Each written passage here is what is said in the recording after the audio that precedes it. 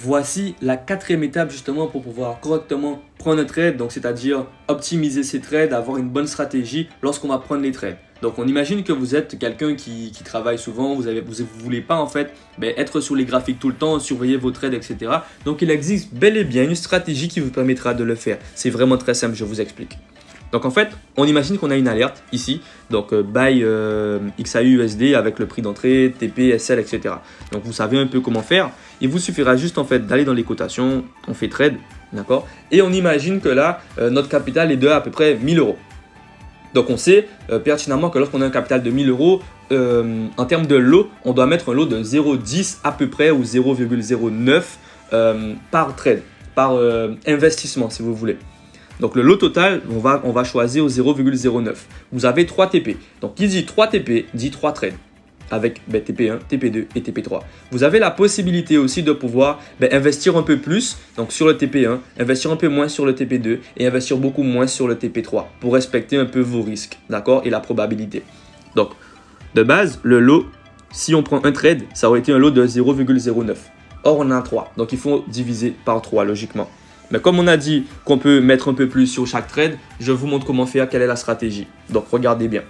TP1, on met un lot de 0,04. On envoie directement sans TP, sans stop loss. 0,03, la même pour le TP2 et 0,02 pour le TP3.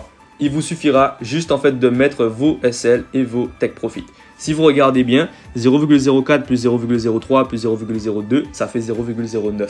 Donc si jamais tous ces trades vont chercher le SL, donc ne vous inquiétez pas, vous allez perdre la même chose que si vous aviez un seul ordre à 0,09. C'est très simple.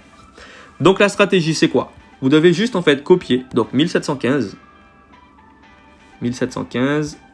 Vous pouvez aussi faire copier comme ça, je vais vous montrer. 1727, modifier. La même chose pour ça, puisque c'est le même stop loss. Donc là, 1729. Et là, vous faites la même chose pour le TP3. 1734. Là, vous avez tout simplement posé vos trades. Vous avez fait tout ce qu'il fallait. Vous avez juste en fait à attendre et vos trades vont se clôturer manuellement. Donc faites attention, restez quand même à l'affût au niveau du TP1 puisque vous savez, comme on a dit, dès que le TP1 il est atteint, vous avez quelque chose à faire. C'est le break-even, sécuriser vos trades. Donc si TP1 atteint, ce trade-là, il sera clôturé, il n'existera plus. Donc il y aura seulement ce trade-là, le TP2 et TP3 en cours. Donc la chose à faire, c'est le break-even. Vous aurez juste en fait à modifier votre stop loss à votre prix d'entrée. Donc 1724, 58, 1724.58 uniquement, puisque là on ne peut pas le faire, comme vous le voyez, c'est modifié, c'est grisé, d'accord? Donc on ne peut pas le faire, pourquoi? Puisque c'est trop près.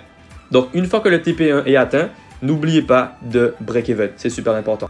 Donc voilà, vous avez tout ce qu'il faut pour pouvoir correctement prendre un trade, comment optimiser, comment sécuriser, comment clôturer partiellement. Tout est déjà fait pour vous, tout est automatisé pour vous. Vous avez juste à regarder les vidéos. N'hésitez pas à les regarder de nouveau pour comprendre un peu plus. Et si vous avez des questions, n'hésitez pas à contacter le support. Donc en tout cas, passez une excellente journée l'équipe et à très bientôt.